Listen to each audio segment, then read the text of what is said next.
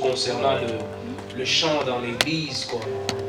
Et comme vous le savez, les chants prennent une grande place dans nos cultes actuellement. Et même dans le monde actuel, nous remarquons que il y en a aussi beaucoup de gens dans le monde, des musiciens même du monde, qui commencent à s'intéresser un peu à la musique chrétienne. Et on a un embarras de choix ou un grand problème même à choisir les CD qui sont plus... qui peuvent nous nourrir spirituellement, disons quoi, qui peut nous nourrir spirituellement. Donc on a beaucoup de problèmes, on ne sait pas quel CD choisir si on n'est pas guidé par l'esprit. On peut aller chercher n'importe quoi et du fait que juste que ça parle des dieux et puis bon, on embarque dessus croyant qu'on est en train d'élever nos louanges à Dieu, mais par contre peut-être qu'on est en train d'élever les louanges à un autre Dieu, quoi. Alors ça a pris à cœur de faire des recherches un peu et savoir c'est quoi la place du chant dans nos cultes actuels, quoi. Ainsi, en faisant des recherches, je suis tombé sur une leçon et j'ai pu lire et ça m'a intéressé beaucoup. Et c'est ce qu'on va partager aujourd'hui, quoi. Bon, disons, le chant ou la musique, si on fait des recherches dans la Bible, on voit que l'origine de la musique est dans la Bible, quoi. D'après les anthropologues, je vais dire par exemple dans le monde, d'après les anthropologues, l'homme préhistorique aurait un jour découvert la musique comme par hasard, en pinçant la corde de son arc de chasse ou en soufflant sur un os vidé de sa moelle. Donc pour eux, pour les anthropologues, pour les gens des sciences, c'est comme ça qu'a débuté la musique. Donc par hasard, l'homme a pincé la corde de son arc en chassant et ça donnait un son. Ou en soufflant sur un os vide de sa moelle, tu vois les os, les ossements là, tu vidais de sa moelle, soufflais dessus et ça donnait un son. Et c'est comme ça que ça a commencé avec les instruments de musique, avec la musique. Mais au cours de son évolution, l'homme aurait perfectionné ses instruments et sa musique pour aboutir aux orchestres sophistiqués d'aujourd'hui que nous avons, quoi. Mais par contre, en tant que chrétiens, nous nous tournons de préférence vers la parole de Dieu pour apprendre à connaître l'histoire de l'homme. Tandis qu'elle nous apprend dans Genèse 81, je ne sais pas si tu peux nous afficher. Genèse 81. On va lire dans Genèse 81. Si vous avez vos Bibles, vous pouvez l'ouvrir. Genèse 81. 81. Oui, voilà.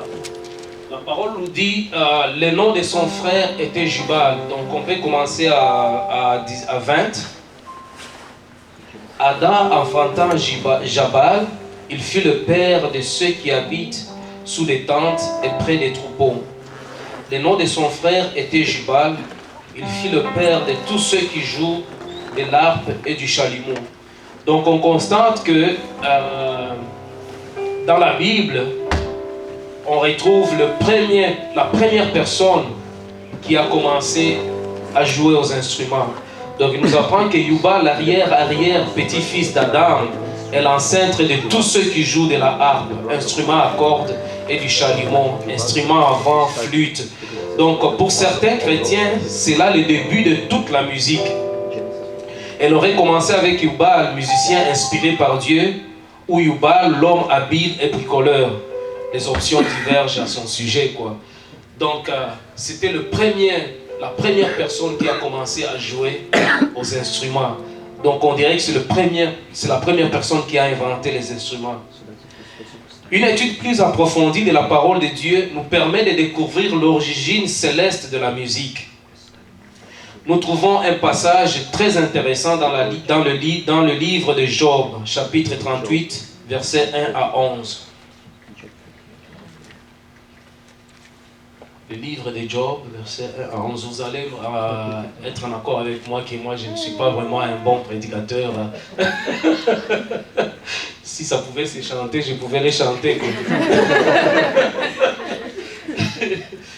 Donc, dans le livre de Job, chapitre 38, versets 1 à 11, quelqu'un peut nous lire cela? Je lis au nom de Jésus.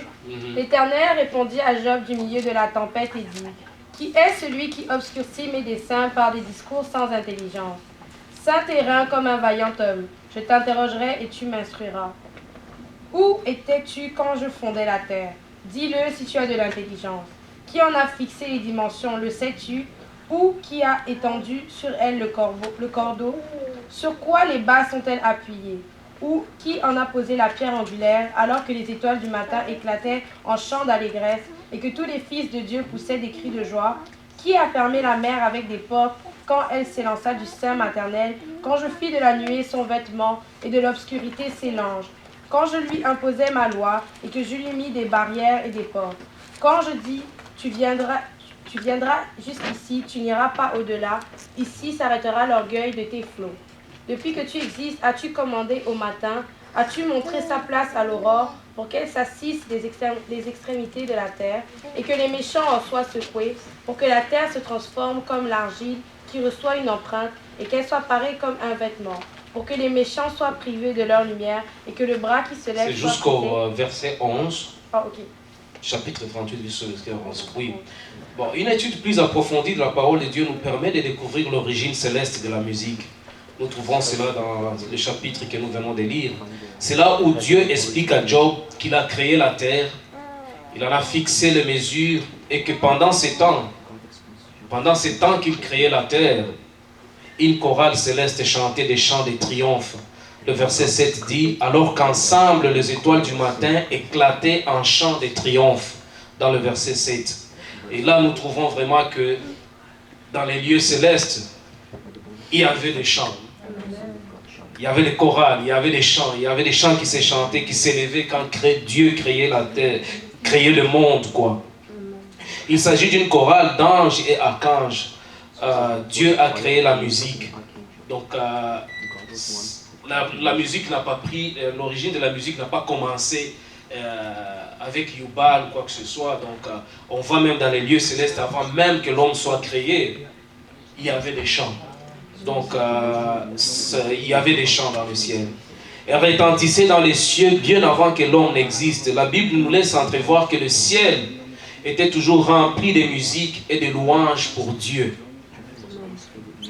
Pas pour une autre personne. Les anges chantaient, pas pour une autre créature, pas pour une autre personne, mais ça chantait pour Dieu. Voir Luc 3, 13 et 14.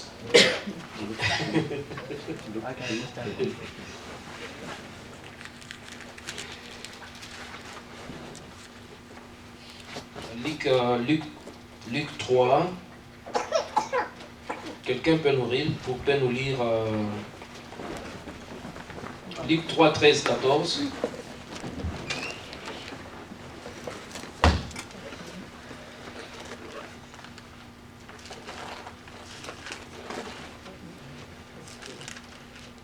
Il leur répondit: n'exigez rien au-delà de ce qui vous a été ordonné. Les soldats aussi lui demandèrent: et nous, que devons-nous faire?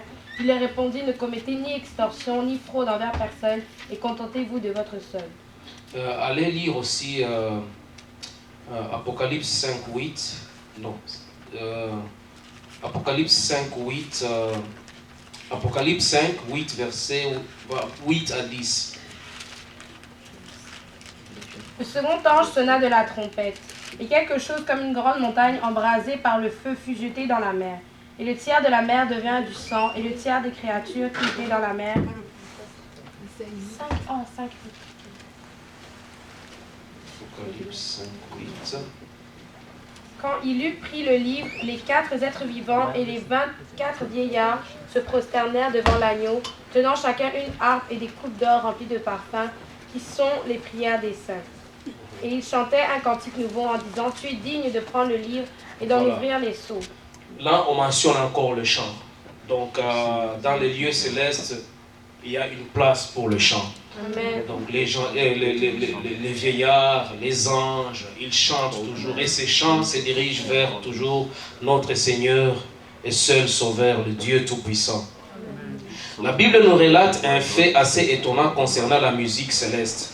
En effet, l'ange protecteur que fut plus tard Satan était un grand musicien.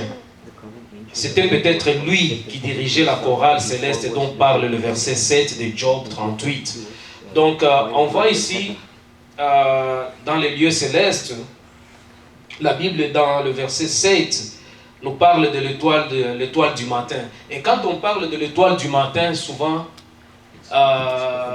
même dans les chants du monde, souvent quand ils mentionnent cela, ils font référence à Satan. Oui, Lucifer, the son of the morning, comme ça. Donc ils font référence à Satan. Et dans la Bible nous dit que c'est peut-être lui, pas peut-être, mais c'est lui qui était normalement les dirigeants de la chorale angélique dans le ciel. Et dans Ézéchiel 28, 13 à 18, nous trouvons une description de la beauté de Satan avant sa chute, de son arrogance, de sa perdition. Donc on va aller voir Ézéchiel 28 et 13 à 18. Ézéchiel 28, 13 à 18. Je lis au nom de Jésus. Tu étais en Éden, le jardin de Dieu. Tu étais couvert de toute espèce de pierres précieuses, de sardoine, de topaz, de diamant, de chrysolite, d'onyx, de jaspe, de saphir, d'escarboucle, d'émeraude et d'or. Des tambourins et tes flûtes étaient à ton service. Préparés pour le jour où tu fus créé. Voilà comment est-ce que... tu peux me remettre cela? Oui. Ça c'est 13. Tu peux lire, tu peux continuer.